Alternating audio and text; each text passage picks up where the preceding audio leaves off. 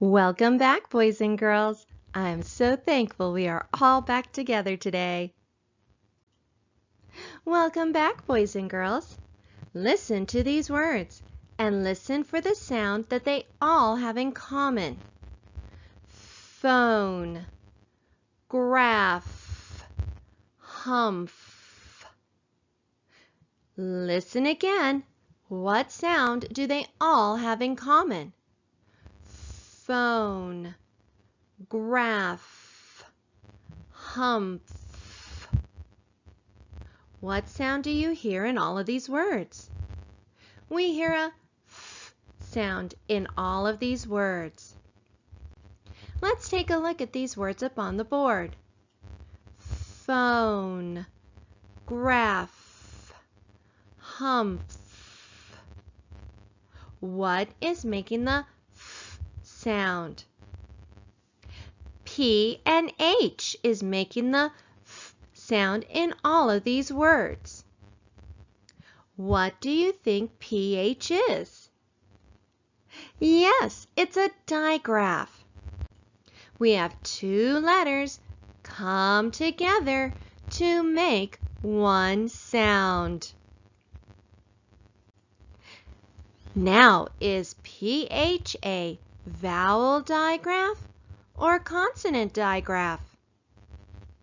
Yes, PH is a consonant digraph. Digraph PH comes from the Greek language, which contains many words that are used in medicine, education, technology, and science. How do we code digraphs? We underline them.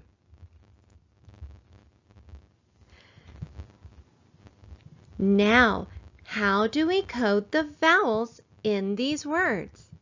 Let's start with our first word here. Look at the end of the word. What do you see? We see sneaky E.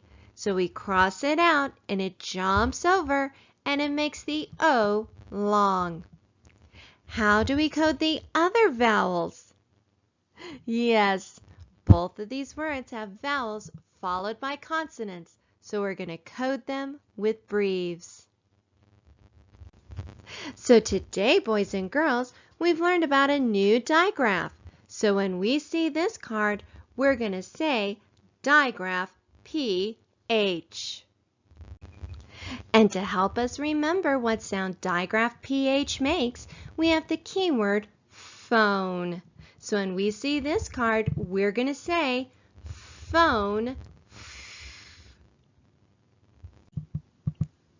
Since PH is an irregular spelling for the sound f, we won't add it to our spelling response when we respond to f. Great job, boys and girls. Now let's practice coding some words. But before we do that, let's review some of our rules. We have our vowel consonant rule. A vowel followed by a consonant is short, and we code it with a breve.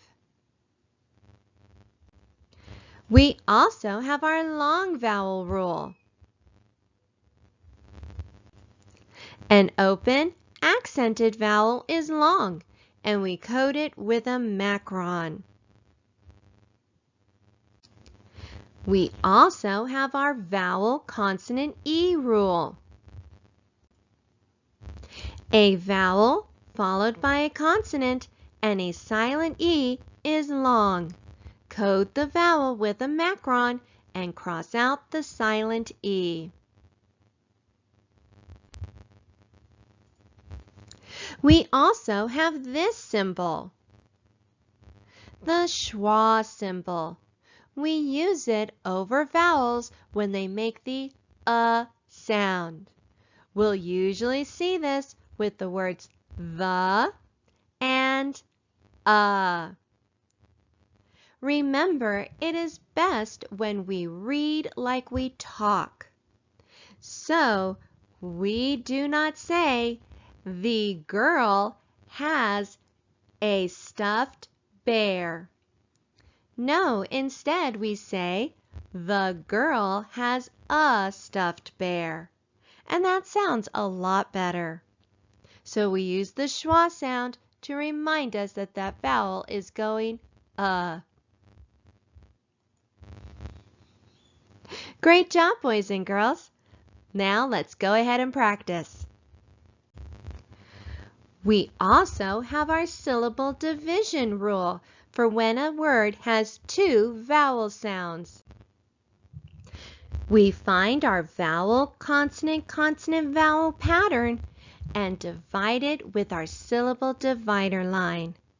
When there are two consonants between the vowels, we split them. What do we call a Y at the end of a word? Yes, vowel Y.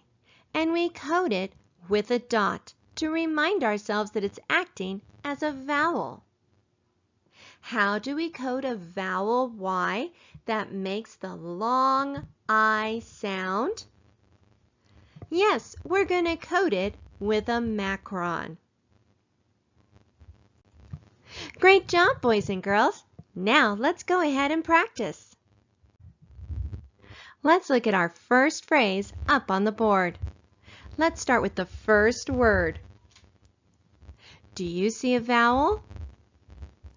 Is it followed by a consonant? In fact, it's followed by a consonant digraph, but we'll take care of that after we take care of our vowel. A vowel followed by a consonant is short and is coded with a breve. Now let's code our consonant digraph. We have digraph NG, so let's underline it. Now let's go on to our next word. Look at the end of the word. That's sneaky E, so let's cross it out. And sneaky E jumps over the A to make the A say its name and make it long. What do you see at the beginning of this word? We see our new digraph, digraph PH. Now let's look at that S towards the end of the word.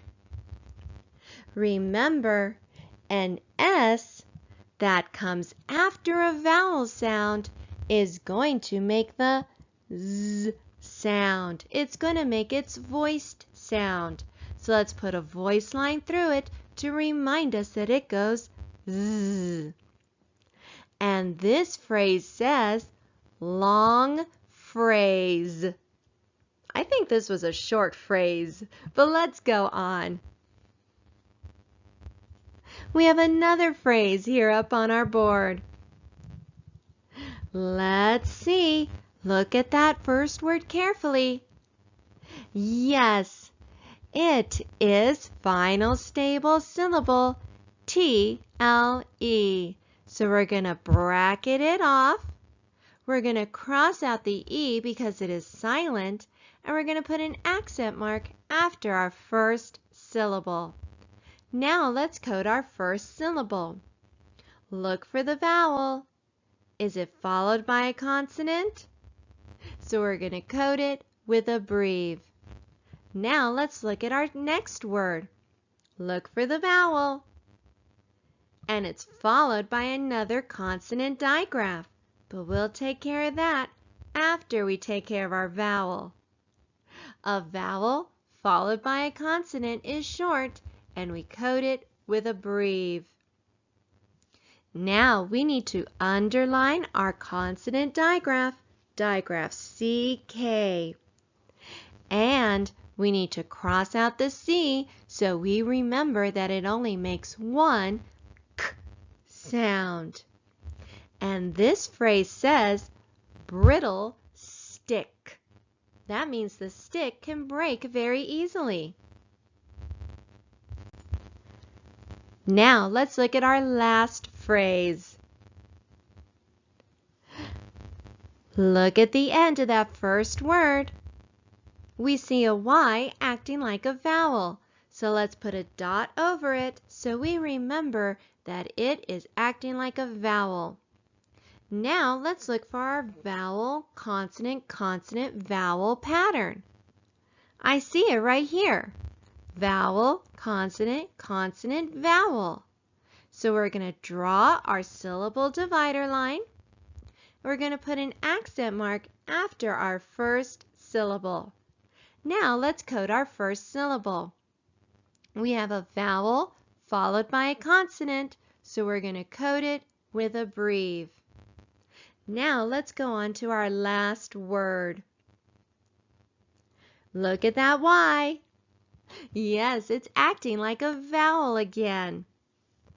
And in this word, it's going to be making the long I sound. So we're going to code it with a macron. And remember our rule, an open, accented vowel is long. So we need to add our accent. And this says, happy fly. Oh my. Great job today, boys and girls. Keep on looking out for those digraphs that we have been learning. See how many you can find in your reading today. We'll see you later. Bye.